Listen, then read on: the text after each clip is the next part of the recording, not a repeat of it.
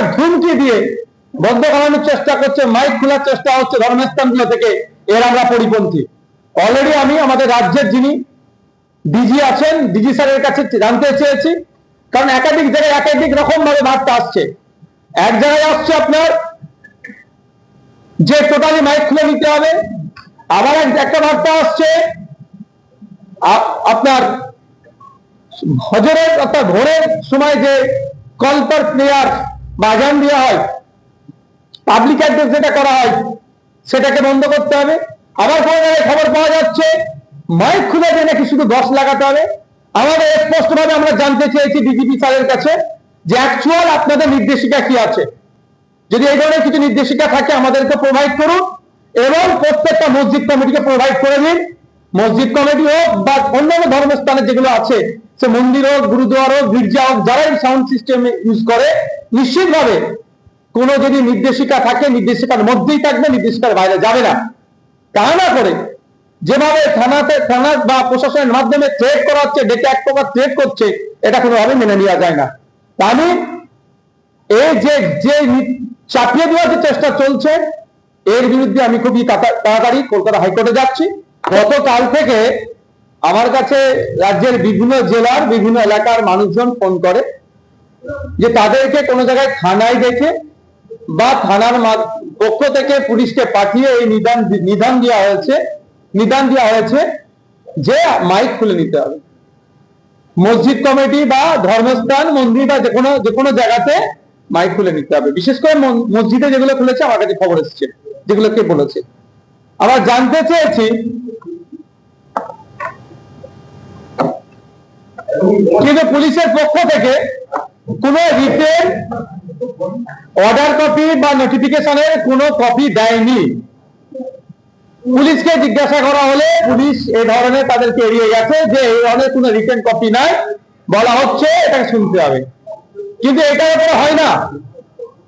আমরা দূষণ নিয়ন্ত্রণের পক্ষে বারবার, পলিউশন কন্ট্রোলের পক্ষে আমরা, পলিউশন হোক, সাউন্ড পলিউশন হোক, আমরা কোনোভাবেই চাই না। কিন্তু এটা একবার না একাধিকবার কলকাতা হাইকোর্ট থেকে সুপ্রিম কোর্ট পর্যন্ত মামলা গড়িয়েছে। স্পষ্টভাবে সেখানে গাইড করে দেওয়া হয়েছে যে কোন জায়গায় কত ডেসিবেল সাউন্ড বাজাতে পারে।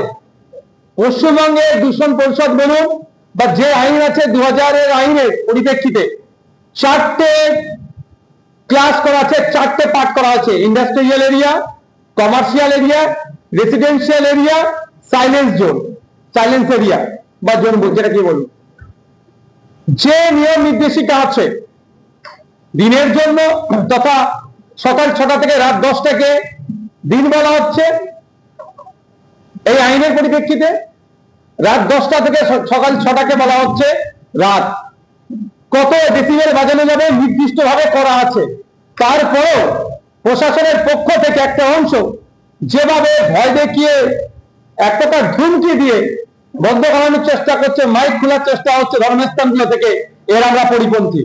অলরেডি আমি আমাদের রাজ্যের যিনি ডিজি আছেন, ডিজি স্যারের কাছে জানতে চেয়েছি, কারণ একাধিক জায়গায় একাধিক রকম ভাবে বার্তা আসছে। এক জায়গায় আসছে আপনার যে টোটালি মাইক খুলে নিতে হবে, আবার একটা বার্তা আসছে আপনার হজরের অর্থাৎ ভোরের সময় যে কল ফর প্রেয়ার বা আজান দেওয়া হয়, পাবলিক অ্যাড্রেস যেটা করা হয়, সেটাকে বন্ধ করতে হবে। আবার কোনো জায়গায় খবর পাওয়া যাচ্ছে মাইক খুলে দিয়ে নাকি শুধু 10 লাগাতে হবে। আমাদের স্পষ্টভাবে আমরা জানতে চেয়েছি ডিজিপি স্যারের কাছে যে অ্যাকচুয়াল আপনাদের নির্দেশিকা কি আছে। যদি এই ধরনের কিছু নির্দেশিকা থাকে আমাদেরকে প্রোভাইড করুন, এবং প্রত্যেকটা মসজিদ কমিটিকে প্রোভাইড করে দিন। মসজিদ কমিটি হোক বা অন্যান্য ধর্মস্থানে যেগুলো আছে, সে মন্দির হোক, গুরুদুয়ার হোক, গির্জা হোক, যারাই সাউন্ড সিস্টেম ইউজ করে, নিশ্চিতভাবে কোনো যদি নির্দেশিকা থাকে নির্দেশিকার মধ্যেই থাকবে, নির্দেশিকার বাইরে যাবে না। তা না করে যেভাবে থানা বা প্রশাসনের মাধ্যমে থ্রেট করা হচ্ছে, ডেকে এক প্রকার থ্রেট করছে, এটা কোনোভাবে মেনে নেওয়া যায় না। তা আমি এই যে চাপিয়ে দেওয়ার যে চেষ্টা চলছে, এর বিরুদ্ধে আমি খুবই তাড়াতাড়ি কলকাতা হাইকোর্টে যাচ্ছি। কারণ অলরেডি এইটা নিয়ে মামলা হয়েছিল, অর্ডার আছে, তারপরে এই ধরনের বিশৃঙ্খলা তৈরি করার চেষ্টা হচ্ছে কেন? আমার মনে হচ্ছে কোনো না কোনো জায়গাতে একটা বিশৃঙ্খলা তৈরি করার চেষ্টা চলছে, যে বিশৃঙ্খলা দিয়ে দেখানো হবে এটাই উন্নয়ন। আজকে লক্ষ্মীর ভান্ডারের পরিবর্তে অন্নপূর্ণা ভান্ডার দেওয়ার কথা ছিল, প্রত্যেকটা মহিলাদের দেওয়ার কথা, সেখানে ধাক্কা দিয়েছে বছরে পশ্চিমবাংলার মহিলাদের সাথে। আজ আর এই মাসে অন্নপূর্ণা যোজনার যে প্রকল্পের টাকা এখনো পর্যন্ত পৌঁছাতে পারেনি। শুধু তাই নয়, দিল্লির মতো পেট্রোল ডিজেলের দাম হওয়ার কথা বলেছিল, 450 টাকায় গ্যাস পাওয়ার কথা বলেছিল, 200 ইউনিট বিদ্যুৎ ফ্রির কথা বলেছিল, যে কোনো প্রমিস করেছিল, ম্যাক্সিমামটা ফেল করছে। তাহলে জনমানুষের যে ক্ষোভের সঞ্চয় হয়েছে, ক্ষোভের সৃষ্টি হয়েছে, আমার মনে হয় কোনো না কোনো সেই কখন তাসনিমাকে ডেকে নিয়ে সেই ক্ষোভটাকে প্রশমিত করার চেষ্টা করেছিল। সমগ্র মুসলিম সমাজের মানুষ তাসনিমাকে পাত্তাই দেয়নি, সেটা ওষুধটা হয়তো কাজ হয়নি। তাহলে আমার মনে হচ্ছে নতুন করে একটা বিশৃঙ্খলা তৈরি করার জন্য অপচেষ্টা চলছে। শুধু তাই নয়, আর্টিকেল 14, 19, 21, 25 থেকে 28 সরাসরি ভায়োলেশন হচ্ছে এটা চাপিয়ে দেওয়ার জন্য। তাই এটাকে সামনে রেখে আমরা কলকাতা হাইকোর্টে যাচ্ছি, আইনি লড়াই হবে। মুসলিম সম্প্রদায়ের মানুষকে বলবো, কারো প্ররোচনায় পা দেবেন না। আইন বিচার ব্যবস্থার প্রতি আমরা ভরসা ছিল আছে থাকলে আমরা আইনি লড়াই করব। আইন যেটা ঘোষণা করেছে, সাইলেন্স জোনের জন্য যেটা আছে, রেসিডেন্সিয়াল জোনের জন্য যেটা আছে, কমার্শিয়াল জোনের জন্য যেটা আছে, ইন্ডাস্ট্রিয়াল জোনের জন্য যেটা আছে, সে তার মোতাবেক আমরা চলবো, তার বাইরে আমরা যাব না। देखा जा रहा है अलग अलग जिलों से ये तस्वीर आ रहा है जो मस्जिद है मस्जिद से माइक को दार से किया जा रहा है, तो कहीं ना कहीं आप डीजीपी को भी एक लेटर लिखे हो, इसके बारे में क्या कहना है?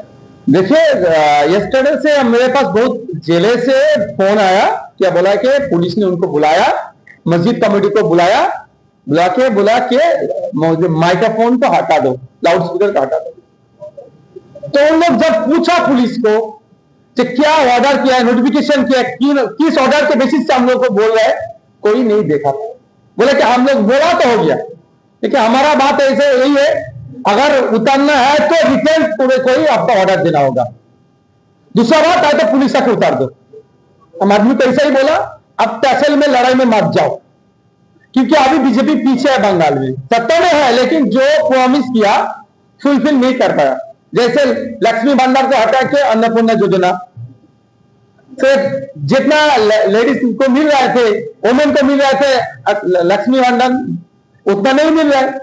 फिर आज कितना तारीख हो गया, 4-5 तारीख हो गया, इस महीने का भी नहीं, उनको नहीं मिला। ये इसको और 200 यूनिट बोला सत्ता में आके 200 यूनिट बिजली मुफ्त में देगा। दिल्ली के जैसे पेट्रोल डीजल का फ्यूल का रेट मिलेगा बंगाल में, 450 में मिलेगा गैस, सब फेलियर है।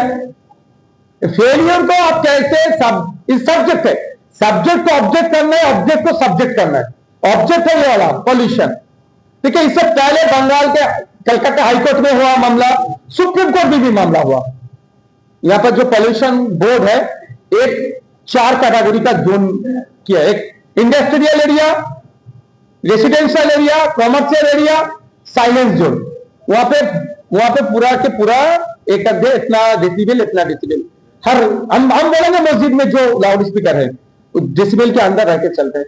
अगर मस्जिद में कोई डेसिबल को ब्रेक करेगा तो उसके लिए तो इन्वायरमेंट प्रोटेक्शन एक्ट 1986 है। अब उसमें आप डालो ना, नहीं। अभी कुछ दिन पहले तस्लीमा नसरीन को लेके आया था मुसलमान को भड़काने के लिए, मुसलमान ने उनके तरफ नहीं मुड़ के नहीं देखा, इग्नोर कर दिया। अब जो प्रॉमिस किया है वो फुलफिल नहीं कर पा रहे, तो अब सभी ने जब क्वेश्चन उठा रहे हैं यहाँ पे, कुछ तो करना होगा। हम इसके खिलाफ कोर्ट में जाएंगे। डीजीपी सर को हम मेल किए हैं, क्या आप कोई ऑर्डर दिए हैं? अगर दिए हैं तो ऑर्डर का कॉपी हम लोग को दीजिए। और जितना मस्जिद में हर मस्जिद का इमाम साहब चाहे कमेटी को बुला के बोल रहा है कि बंद करो, वो कमेटी के पास भेज दीजिए। अगर कोई ऑर्डर रहेगा तो कोई दिक्कत नहीं, उतार देंगे।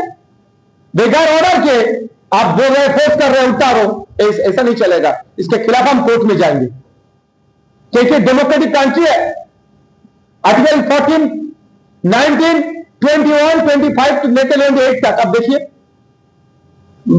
जो राइट दिया गया है हर सिटीजन को, उसके ऊपर दबाव हो रहा है।